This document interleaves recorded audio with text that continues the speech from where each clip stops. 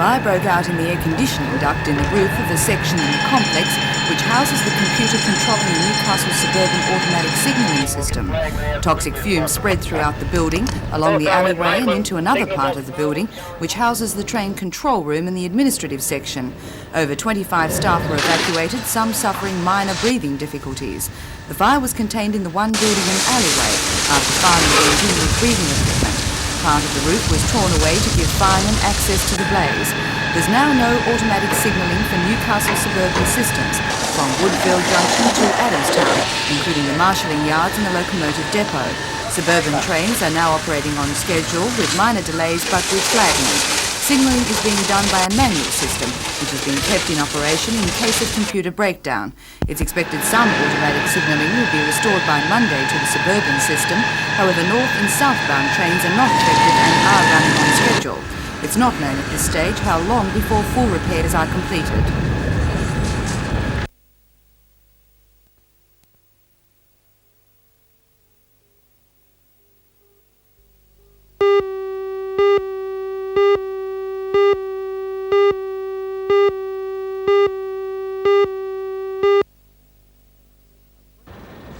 A spokesman for both Port Waratah and Kooragang said tonnage for the last 6 months of 12.5 million is below the target of 14.5, but called this a relatively minor fluctuation.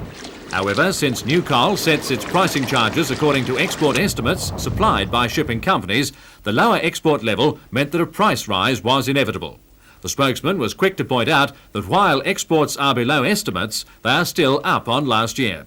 This is despite the effects of the serious rail strike early in the year, a general downturn in Japan's coking coal requirements, and the ending of the marathon British coal miners' strike. Exports in the second half of this year are expected to be up, mainly because of Northern Hemisphere power station winter requirements.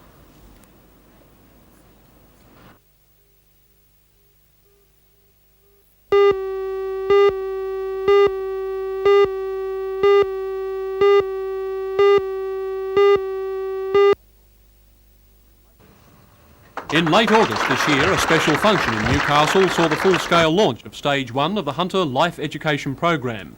That included the Premier, Mr Rann, launching into action the first of the programme's mobile education vans. The $50,000 vans are designed to travel around Hunter and eventually Central Coast primary and infant schools, teaching children never to abuse their bodies with any form of drug. These children at Hillsborough Primary and Infant School are just some of the hundreds of children the van has already reached.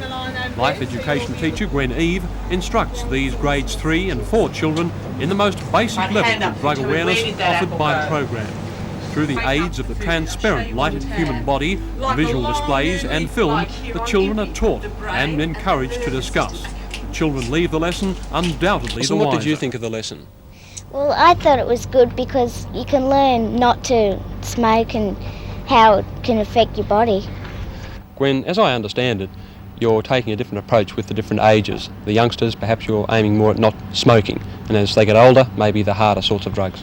Right, well the whole aim of the program is that we're trying to educate the children to think about what they put into their bodies. The program that you've just seen at the end of the year 3, the emphasis probably is more on the smoking habits because that's what the children relate to, and how they're influenced by their friends, how people influence maybe the things that they put inside their bodies. But the whole idea of the program, and in all the programs through from kinder to year 6, we're looking for a preventative approach. Children inform decisions about what they put inside their bodies.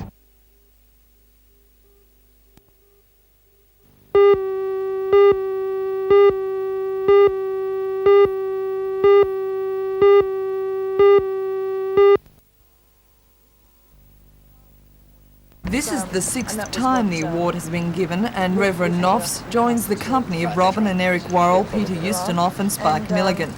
Reverend Knopfs received the award for his life education program on drug prevention, which this week began in Newcastle. The Life Education Centre program is something that will prevent the children of Australia, and we believe eventually the children of the world, from even becoming involved with drugs. There are two ways of fighting the drug problem. Number one is to reduce the supply, and that is law enforcement. The other way is to reduce the demand, and that is education. And we've developed what we call Life Education Centre programs, caravans, and also fixed centres around Australia, certainly in Sydney and Newcastle and on the Central Coast as well. And the idea is to have all of our children involved in a program, not saying don't take drugs because if you do God will punish you, nor saying don't take drugs because if you do the police will get you, but rather to say to every little boy and girl, you are so beautiful in this whole world, there will never be anybody just like you. To build up the self-esteem of children that hopefully they'll be not involved in drugs in the future.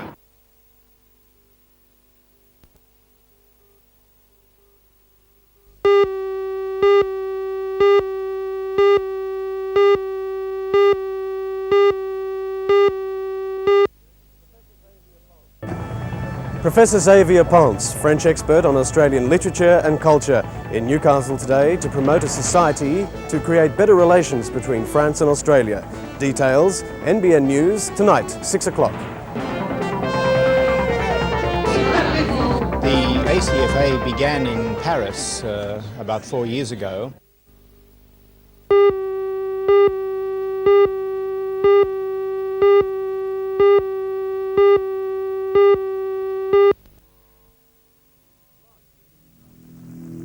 Last year, the Newcastle Maritime Museum resurrected the almost forgotten annual Newcastle Regatta. The crowded two-day program featured yachting, rafting, speedboat, surfboat and novelty events and attracted an interest in our harbour not seen since the early regattas prior to World War II. Following the success of last year's regatta, the Maritime Museum will once again conduct one in February next year. The organisers are hoping local sponsors as well as Caltex will come forward to ensure the event is an enormous success. Museum Administrator Richard Morgan. Well, tonight Caltex will be presenting us with a cheque for $15,000, which will be the major sponsorship money for the regatta. We hope that this will be followed by a number of other business leaders in the Newcastle community to also jump in and help us with this great event. We're expecting about 60 people to turn up tonight, and I expect a very good response from the local community.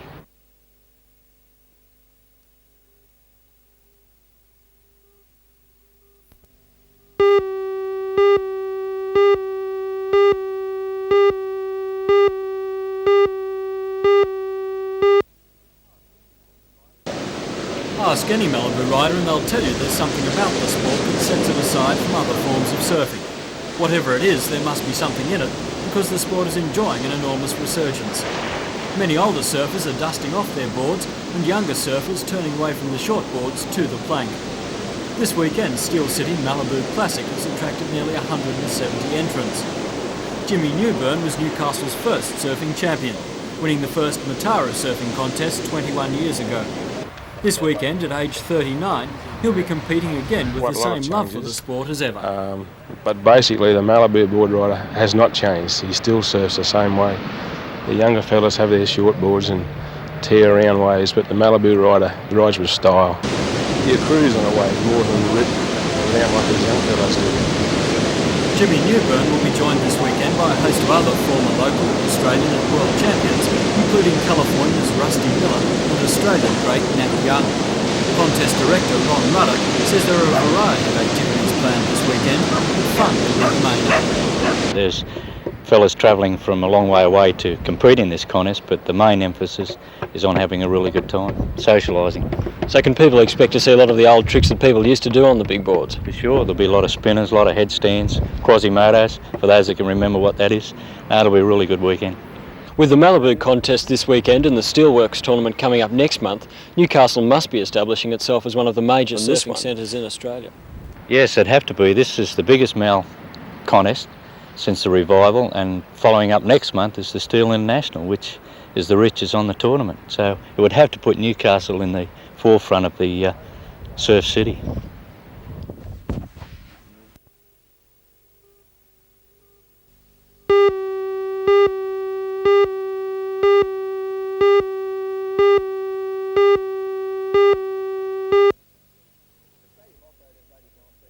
The Stadium Off-Road and Buggy Grand Prix is something that we've been wanting to put on for quite a long time. It's the same as Supercross, you might, as you've seen with bikes, but these are using the four-wheel drives, the buggies, the rails, the Bahas, the Volkswagen. The course is something similar, a lot of jumps, a lot of what they call whoopsie-doos, right-hand, left-hand berms, and it's a pretty tough course to compete on, but it's a very exciting one. You've got cars jumping all over the place, and generally it's going to be a hell of a night.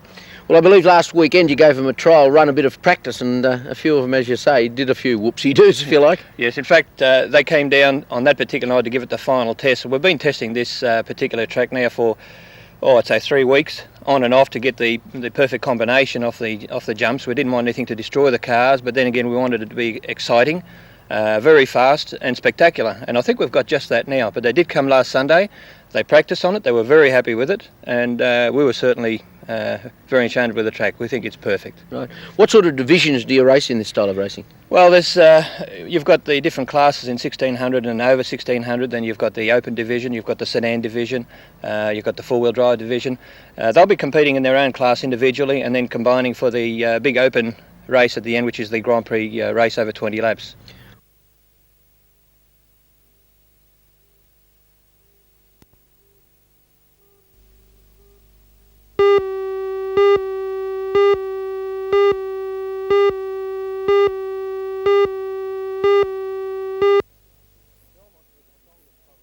Belmont were the strongest club last year. They won the final. They'll be weaker because they're without Gary Gilmore.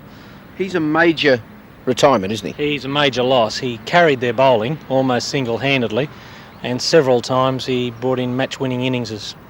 He's been one of the better players produced in this area for a long while. Oh, one of the better players produced in Australia for a long while, really. Who else? They'll be weaker. Waratah will be stronger. Greg Arms is back from Sydney. They have a very good pace attack. A couple of young blokes who are now playing in the Newcastle side. And City will be much stronger. I expect the four to be Waratah, Merriweather, City and ourselves. Right. Your final material again, Charlestown, do you think? Our blokes expect to be there, and as you know, that's a big advantage. If you expect to win the close games, you generally take them out. You are without Mick Ryan in 1985-86, and that's a big blow. He's playing first grade with Mossman at the moment. He's been shifted there with his work, but we have a couple of young boys who we expect a lot of. Are you going to retire when you win it this year? I mean, that was the story last year. Oh, we haven't won it yet, Lee.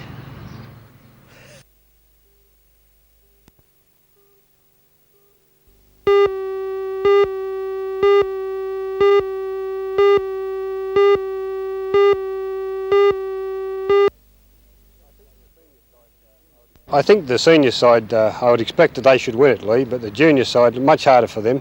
Age group's been changed this year from under 19s down to under 18s, and in fact our under 18 side would have an average age of about 16, so much harder for the juniors to retain the championship. Seniors are a good side, and I notice this time you've picked 3 or 4 very young but very good players in your senior side. Yes, we've got 2 boys just back from America, one boy at college over there, Troy Martin, the other boy Andrew Delbridge just back from the Australian under-18 side, so we've got plenty of young players with plenty of ability, and the key to winning a senior championship is your pitching staff, and we've got plenty of good pitchers.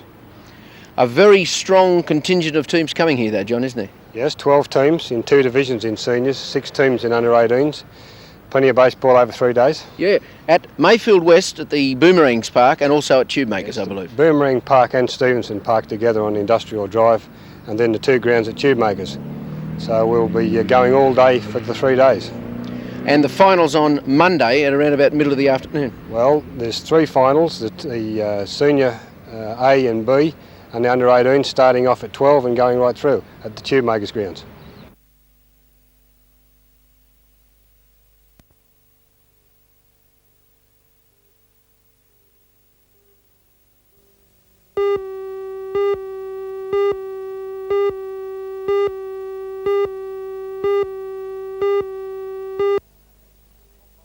The event is the Combo Games, meaning a combining of the abilities of the disabled with able bodies. At Gosford's Graham Park today, it was local primary school children combining with the disabled of all ages in a wide range of sports and activities. They help each other. Sponsored this year by the phone books Yellow Pages and the Health Commission, this is the 5th year the Combo Games have been staged. John Pendyke started the concept and is still the main organiser. It's funny to watch some of these people in events and they have a look at themselves and they say, hey, gee whiz, I didn't realise I could do that. And they're all fun, madcap events. And they're specifically designed for that, so that they more or less encourage the people to come and have a little try of me. And then when they have a little try, they are suddenly amazed at, hey, gee whiz, I didn't realise I could do that.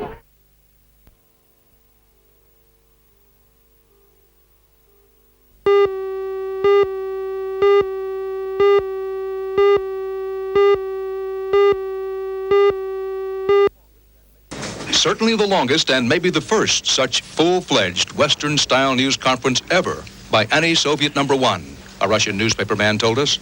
Gorbachev, with Mitterrand at his side, was confident and very much in command. The modern mass communication age face of Soviet Marxist-Leninism. If we judge the world by the right yardstick, with a proper sense of responsibility, then there is a real need, a real opportunity to get back to détente. There were a few tense times, such as when the French president repeatedly refused any separate side deal disarmament negotiations, a key Gorbachev proposal yesterday. There's no reason for France to take a separate position from the United States when it's a question of balancing forces in the world and in Europe. Mitterrand gave Gorbachev some support for his anti-Star Wars position, but was again tough on the Russian about human rights and Afghanistan, saying people must be free to control their own fate. In a follow-up question on Andrei Sakharov and human rights, Gorbachev got irritated. He repeated his message that no one has the right to tell the Soviet Union how to conduct its affairs.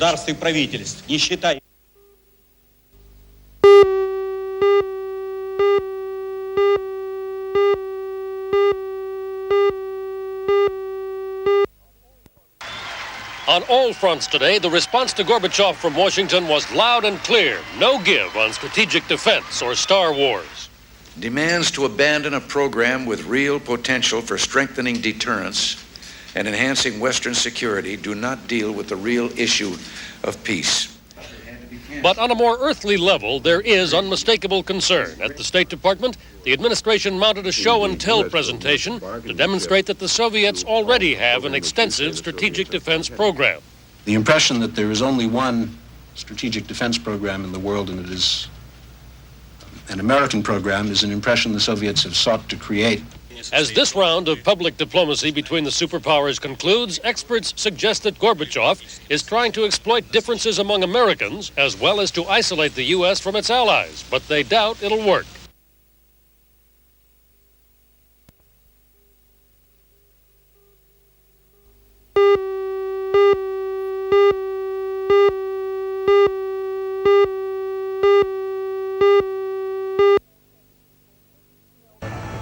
This is Janelle Provost reporting. The waves may have been low for most of the time over this Still City Malibu long weekend, but that didn't matter to the Mal enthusiasts whose spirits are always high when they're riding their boards.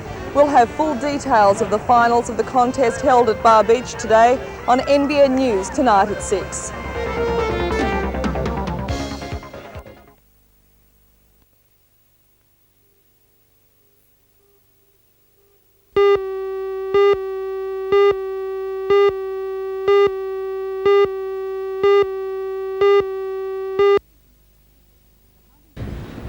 The Housing Commission project is to build 85 family units, 29 pensioner units and 2 community rooms on a 1.2 hectare area of land bound by Stevenson Place and Nobbies Road, including the old powerhouse site.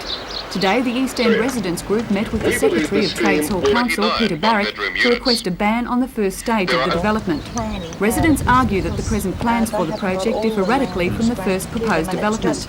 The major objections include the height of the proposed buildings, inadequate parking facilities and road access. Residents want a moratorium so that discussions can be held with the Housing Commission and the Department of Environment and Planning. Mr Barrick said Trades Hall Council would consider the request. He said the council had a long association with the land in question. We shared that concern very early in the piece when the Newcastle residents were first formed. And really we've got a vested interest in this part of the town, so for 14 years we've had bans on this end of the town so that orderly development could take place. Will this moratorium go ahead?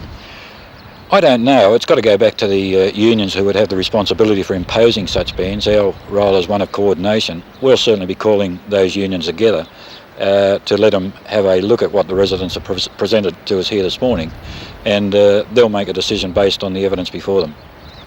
Meanwhile, the Housing Commission's Regional Manager, Neil Sandel, today said the Commission had already sought the necessary development approval, and at this stage he expected tenders for the project to be called early next month.